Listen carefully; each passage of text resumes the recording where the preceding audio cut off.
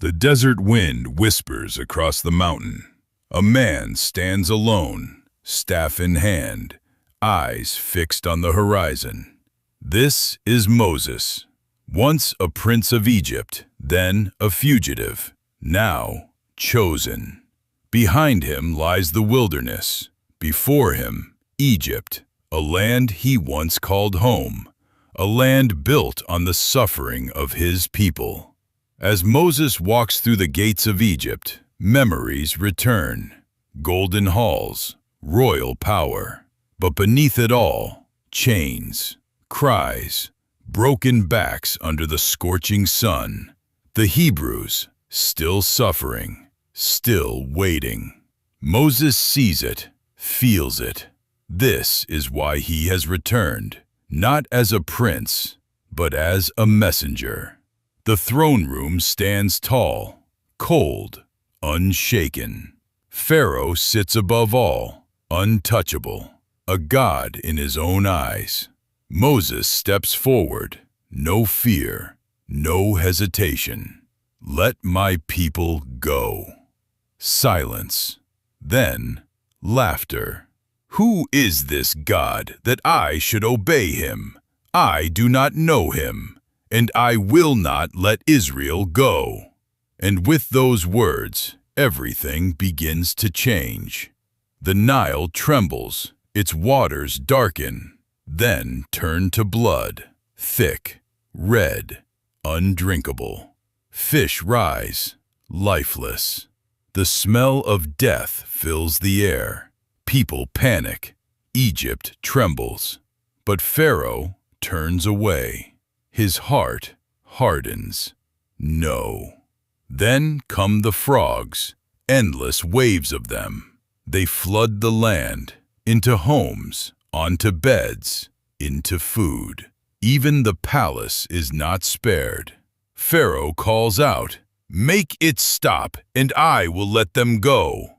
Moses prays, and the frogs die. Silence returns. Relief fills the air. But then, Pharaoh changes his mind. His heart hardens again. No. The dust rises and becomes alive. Gnats swarm everywhere. Eyes, skin, air. Even the magicians whisper, "This is the finger of God." But Pharaoh refuses, his heart unyielding. Flies fill the skies, thick, relentless. But in the land of the Hebrews, nothing. A line has been drawn. Pharaoh hesitates. Go, but not far. Moses stands firm. No compromise.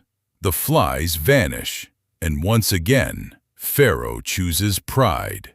His heart hardens. No.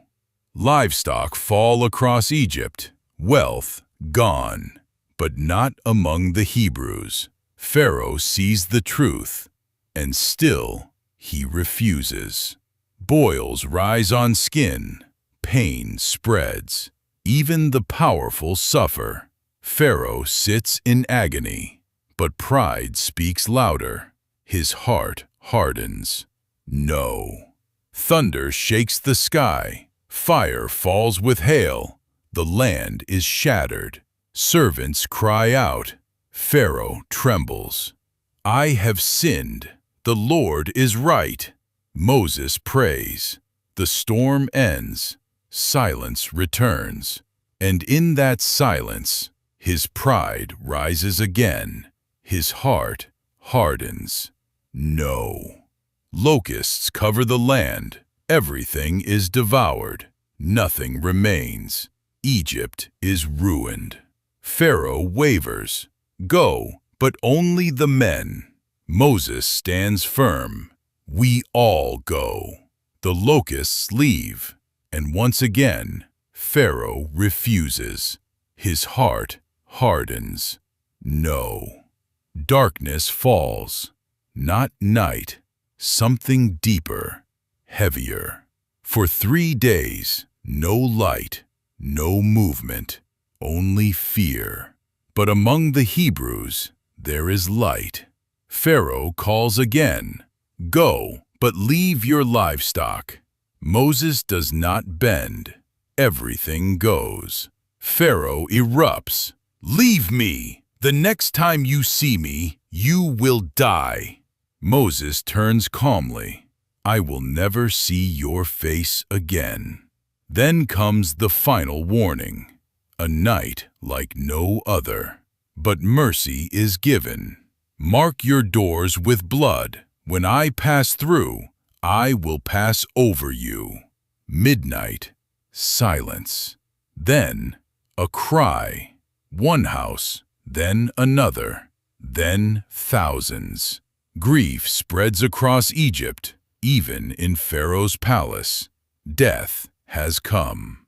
Pharaoh is broken, not a king, a father. He calls for Moses. Go, take your people, and leave. Freedom begins.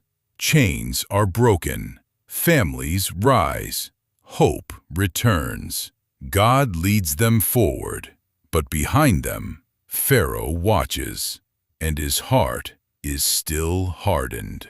The army prepares. The chase begins again, and ahead of them, the sea.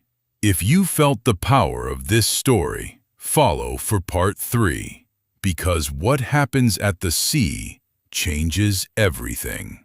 And trust me, you don't want to miss it.